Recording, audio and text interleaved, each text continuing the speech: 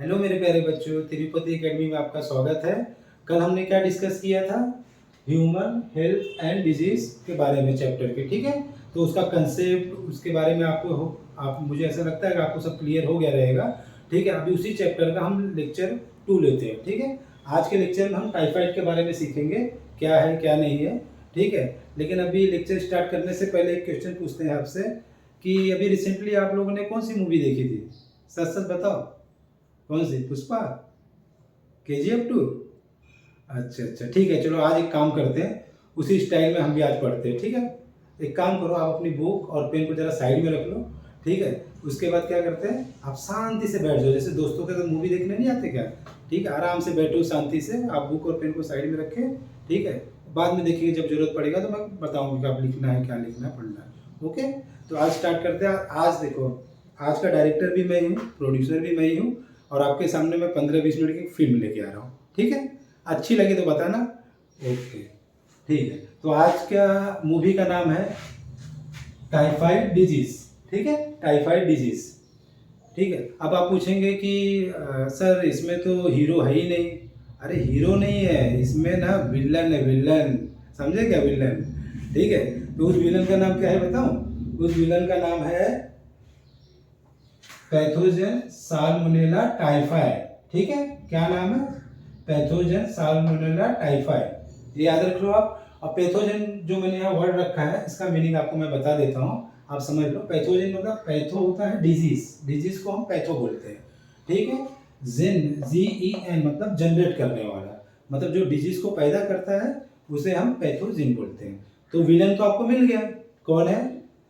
Salmonella typhoid, ठीक है। अब आप पूछेंगे कि भाई इतना बड़ा विलन है, दिखता कैसा है सर, दिखता कैसा है? देखो दिखने में ना वो बहुत स्मार्ट दिखता है, किसके जैसा मालूम है? ग्राम निगेटिव बैक्टीरिया जैसा लगता है। ग्राम निगेटिव बैक्टीरिया क्या, आप पूछेंगे तो अभी इसका जवाब मैं दूंगा। यूनिट ऑफ सेल है ना जो अपना चैप्टर, उसके अंदर मैं डीप में बताऊंगा कि बैक्टीरिया दिखता कैसा, खाता कैसा, पीता कैसा, मोटा है, पतला है, कैसा, सब आपको बता देंगे। फिलहाल आपको ये जानकारी रखनी है कि वो ग्राम निगेटिव बैक्टीरिया जैसा दिखता है, ठीक है। अब आप पूछेंगे भाई विलन तो मिल गया, ठीक है, दिखने में भी हो गया कि भाई चलो ऐसा दिखता है कि बैक्टीरिया ऐसा है वैसा, आपको समझ में आया, ठीक है। अब आप पूछेंगे कि वो रहता कहाँ है सर, ये बताइए, ठीक है। तो रहने के हिसाब से मैं बताऊं, ये जो बैक्टीरिया है ना, ये आपके आस पड़ोस में ही रहता है, ठीक है। लेकिन आपको पता हो, आपको सब अड्डे पता है उस सब चीज़ क्या, मम्मी के घर के हाथ का खाना खाना नहीं है आप लोगों को। कहाँ खाओगे? पानी पूरी, भेल पूरी, ठीक है, समोसा, ये आपको पसंद है, टेस्ट बर्ड होता है, वहीं अट्रैक्ट होता है, वो घर के खाने से अट्रैक्ट नहीं होता, मुझे सब पता है, ठीक है। तो खैर वो होता है कंटामिनेटेड फूड एंड वाटर, वो वहाँ रहता है। जैसे कंटामिनेटेड मीन्स होता है कि भाई वो चीज़ बहुत दूषित है, उसको हिंदी में हम दूषित बोलते हैं, ठीक है।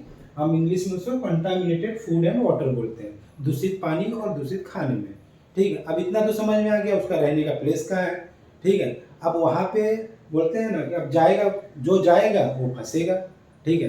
अब होता क्या है ना, आपको बताओ, जब हम बाहर का कुछ खाना है, दूषित पानी पीते हैं ना, देखो ये अपना स्टमक हो गया, ये अपना एब्डोमेन का हो गया, यहाँ पे देखो एक पाइप है, इसे इसोफेगस बोलते हैं। जैसे देखो खाना खाए, ये जो गले से नीचे उतरा, जो यहाँ से लेके यहाँ तक पाइप आती है ना, खाने वाली पाइप, वो खाना यहाँ से सरकते हुए सरकते यहाँ आता है। देखो खाना खाए, पानी पिए, यहाँ आया, यहाँ से पेट में स्टमक में गया, स्टमक से ये छोटी आंत में गया, छोटी आंत मतलब स्मॉल इंटेस्टाइन, ये स्मॉल जो अपने शरीर में सबसे बड़ी लेंथ इसकी है, स्मॉल इंटेस्टाइन, ठीक है।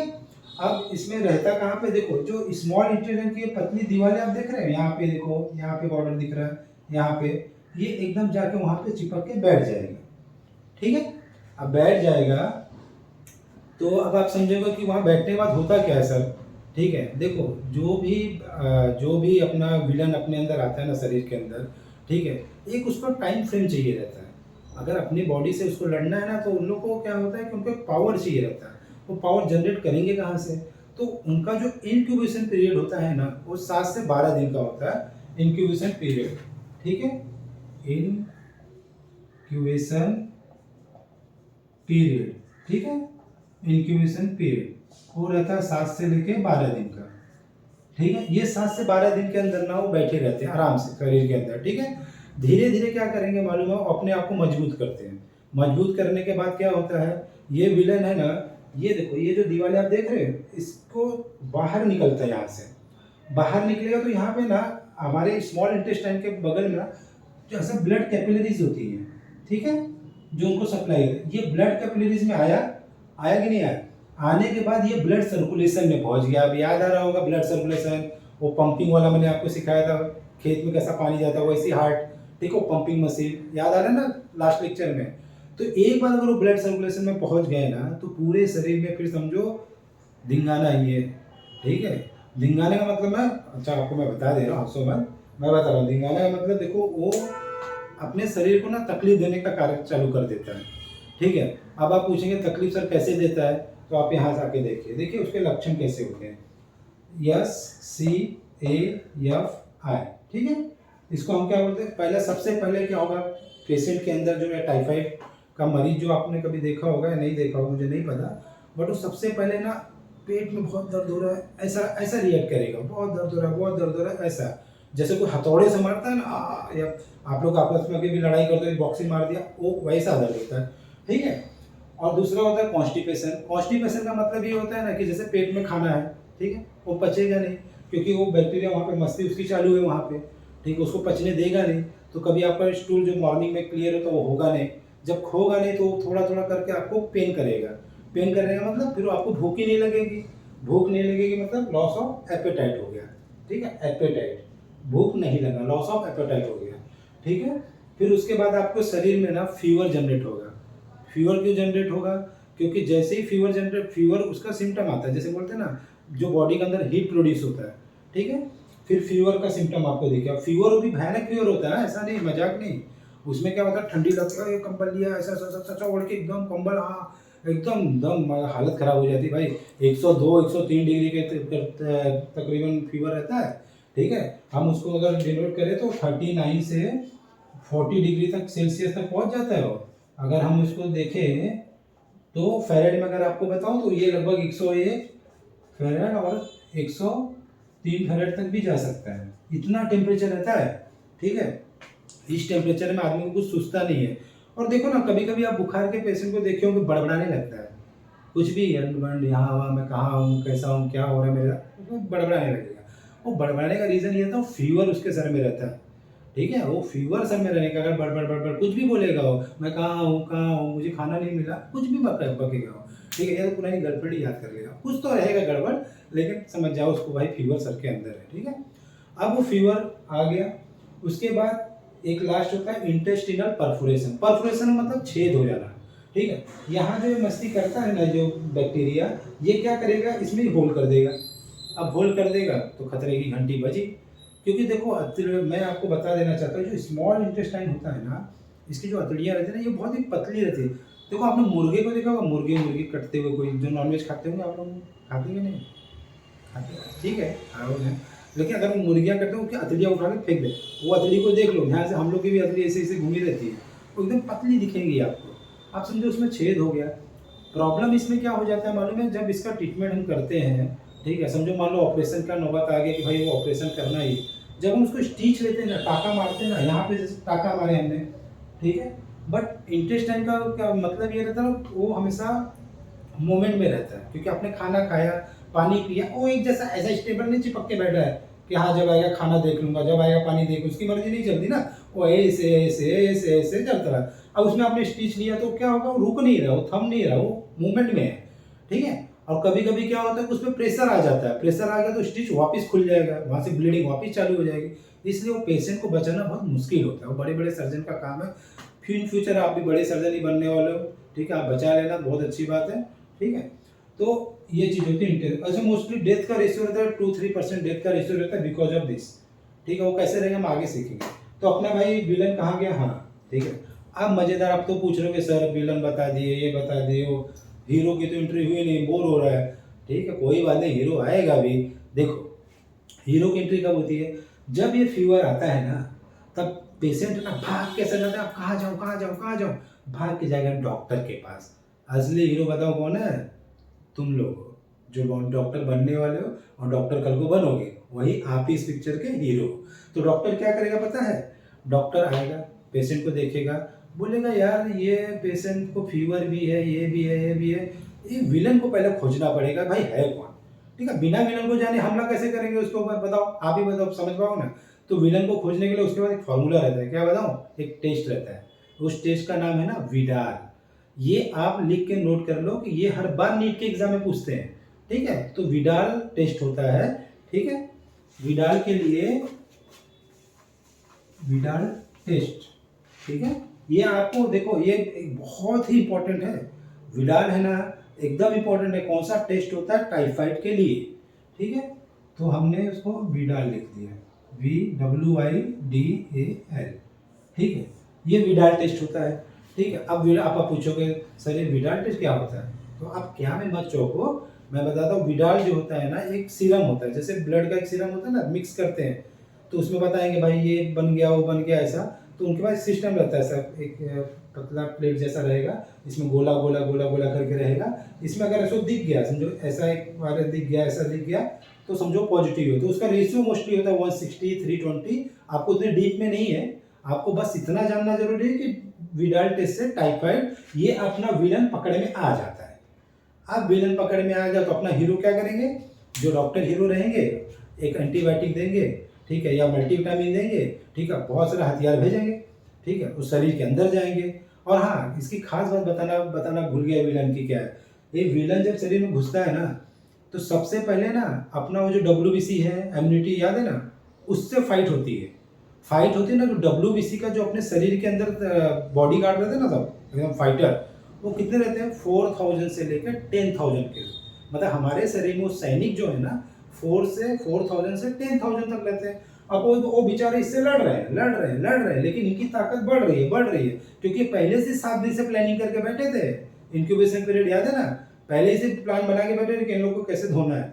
धोने का मतलब फिर ये क्या होता है, अपने 4 से 10,000 सैनिक, उनके भी बहुत ज़्यादा हो जाते हैं। फिर फाइट होती, जब वो 2,000 3,000 तक ही अपने बचे रहते हैं ना, तब 2-3 हज़ार बच गया। अब अपना 10,000 में से 6,000 तो खत्म हो गया सैनिक।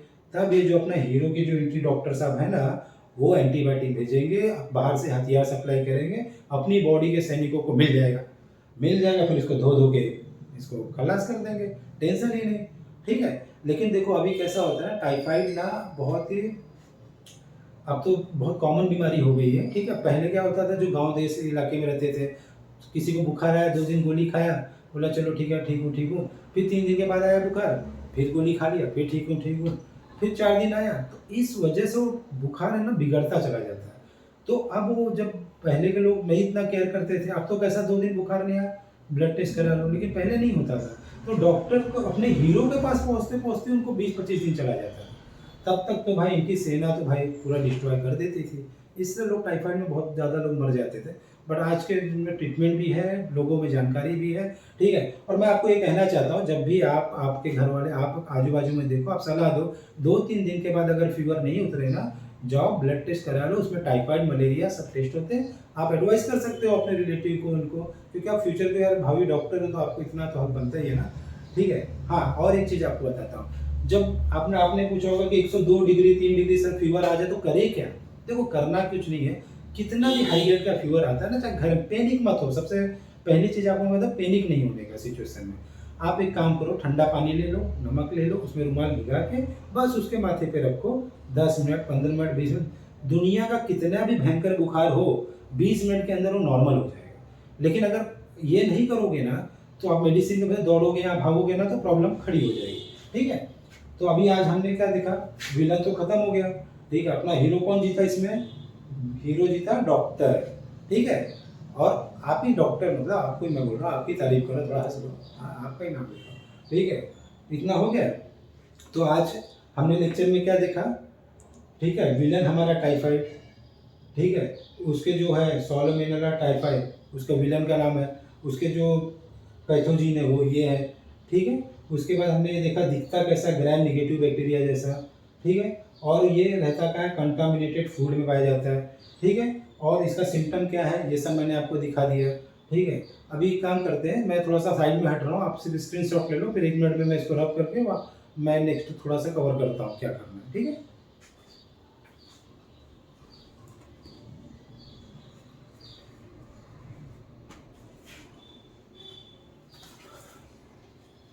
ओके, ठीक।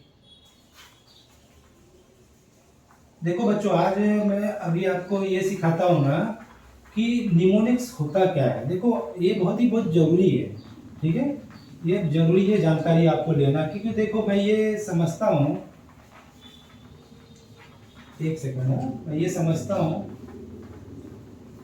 आप लोग फिजिक्स पढ़ते हो, केमिस्ट्री पढ़ते हो, बायो पढ़ते हो, देखो पढ़ाई बहुत है, पढ़ाई ना बहुत टफ है, अब मैं भी जानता हूँ इस बात को। लेकिन कैसा है ना, देखो जब एग्ज़ाम आती है हमारे सर के ऊपर, ठीक है, तो हमारे हमको तीनों सब्जेक्ट प्रिपेयर करना है, फिजिक्स भी, केमिस्ट्री भी, बायो भी। सम टाइम ना मैं आपको निमोनिक्स बताने इसलिए जाना चाहता हूँ ना कि हम उसको मेमोरी में याद कैसे रखें। देखो अभी मैंने आपको बताया कि विलन होता है टाइफाइड, तो आप जब भी कभी फ्यूचर में डॉक्टर बनोगे ना, तो आपको लगेगा हाँ मेरे एक सर थे जो टाइफाइड को विलन बता रहे थे, ये आप भूलोगे नहीं कभी। वहाँ पे कैसा था, दो दो ढाई घंटे के अंदर आपको बैठ कर ना नीट के एग्जाम में, ठीक है, यहाँ दिमाग भटक रहा है, बच्चों का प्रेशर, फैमिली का प्रेशर, दोस्तों का प्रेशर, कोई बोलेगा अरे 4 साल से नीट नहीं निकाला, क्या कर रहा है, ये सब जो बातें का जवाब देना आप लोग, मैं समझता हूँ भावना आपको।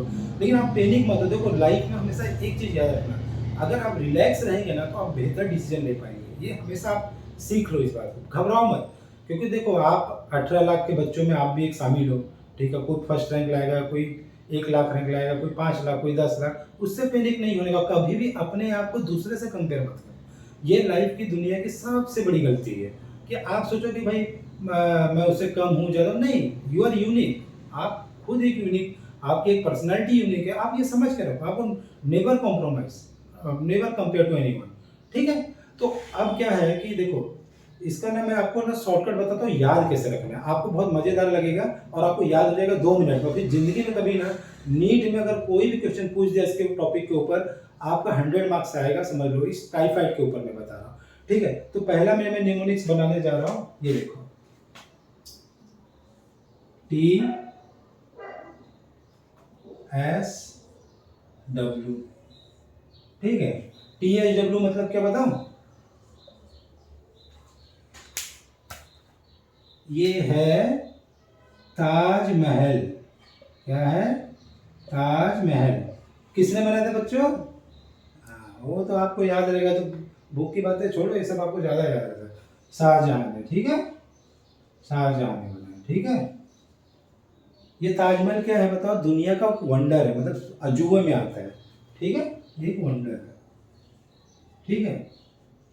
अब देखो टी से हो गया ताजमहल, आपका हो गया भाई विलन, आ गया यहाँ टाइफाइड, ठीक है, टाइफाइड है ना।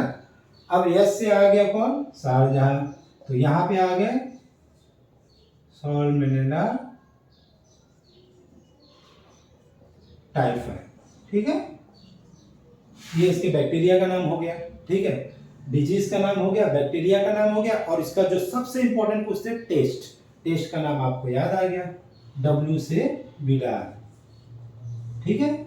जब कभी आप एग्जाम में दे रहे हैं, मान लो कुछ ऐसा जंबल हो गया, आपको ये नहीं है कि भाई सर ने क्या पढ़ा था, अरे वो डिजीज निमोनिया इसमें मिक्स हो रहा है, उसमें वो सब मिक्स हो जाता है ना, तो याद आएगा हाँ TSW, डब्ल्यू यानी विडाल। अगर आपको विडाल याद भी नहीं रहा ना, तो आप डब्ल्यू से पकड़ लोगे, उसका आंसर विडाल है, ठीक है। तो इसको हमेशा याद रखना कि भाई ताजमहल शाहजहां ने बनाया था, वो 7वां अजूबा है, उसको शॉर्ट फॉर्म में TSW, ओके। अब दूसरा न्यूमोनिक्स लो आप, हाँ न्यूमोनिक्स अब दूसरा है, ये लिख लो।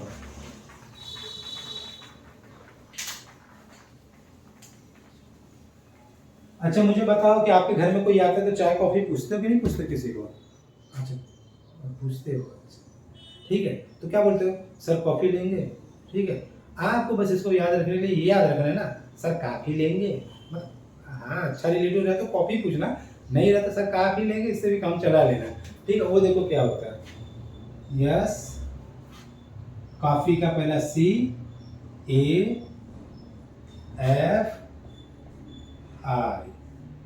ठीक है। ये हो गया, देखो सर यस से काफी लेंगे। अभी आपके दिमाग में हमेशा ये रहेगा ना, आज के बाद से लेके जब भी आप अपने घर में मेहमान आएगा या कुछ अपने किसी को पूछोगे ना सर काफी लेंगे, तो आपको टाइफाइड याद करने की जरूरत नहीं है, वो टाइफाइड का पूरा इतिहास आपको याद आ जाएगा, ठीक है। अब ये होता है, ये इसका फायदा क्या है, देखो इसका मैंने सिम्टम बताया था, देखो एग्जाम के पॉइंट ऑफ व्यू से ना इसका सिम्टम भी पूछता है, ठीक है, कि स्टमक पेन किस में है, स्टमक एक्ने किस में हो रहा है, ठीक है। ये टाइफाइड का क्या ये सिम्टम है क्या, इसमें इंटेंशन प्रपोर्शन है क्या? आप जंबल हो जाओगे यार, तो टाइफाइड भी दिया हुआ है, निमोनिया भी दिया है, मलेरिया भी दिया हुआ है। पी फैल्सीपेरम मलेरिया में तो ऐसा होता है ब्लीडिंग यार, कहीं उससे तो मैच नहीं खा रहा था। ये कंफ्यूजन दूर करने के लिए आप सिर्फ एस काफी रखो। इसका फुल फॉर्म आपको पता ही है, स्टमक पेन हो गया, ठीक है। दूसरे का हो गया कॉन्स्टिपेशन सी से, तीसरे से हो गया एपेटाइट हो गया जो मैंने आपको अभी पढ़ाया था, चौथे का हो गया फीवर, और लास्ट का सबसे खतरनाक अभी पढ़ाया था आपको इंटेस्टिनल परफोरेशन, ठीक है, इंटेस्टिनल परफोरेशन, ठीक है। आपको बस इतना याद रखना है ना, एस काफी, SCAFE, यानी हमने आज दो निमोनिक्स पढ़े, ठीक है। एक का नाम था TSW, ठीक है, और दूसरे का नाम सर, सर काफी नहीं, काफी। आप बस इतना स्क्रीनशॉट मार लो इसको, आपको जिंदगी भर टाइफाइड नहीं बोलेगा। जब भी आपके घर पे कोई मेहमान भी आएगा ना, तो आपको पूरा टाइफाइड का इतिहास पता रहेगा, ठीक है। चलो बच्चों, आज के लिए इतना ही, फिर हम लोग इस चैप्टर का ह्यूमन हेल्थ एंड डिजीज का नेक्स्ट हम लोग डिजीज कवर करेंगे। होप आपको ये वीडियो अच्छा लगेगा। और आप एक काम कीजिए, अगर आपको कुछ भी कमेंट बॉक्स में पूछना आप पूछ सकते हो, या मुझे और कोई टॉपिक आपको लगता है कि कवर कराना कराएंगे, लेकिन मैं धीरे धीरे आपको सब पूरे एनसीईआरटी में जो भी मैं पढ़ा रहा हूँ सब एनसीईआरटी का आपको पता ही है, सब एनसीईआरटी में आए, इससे आपका बेस पूरा क्लियर होता जा रहा है, ठीक है। और आपको ना डॉक्टर बनने के लिए मेरी तरफ से शुभकामनाएं, ठीक है। मिलता हूँ नेक्स्ट वीडियो में, थैंक यू।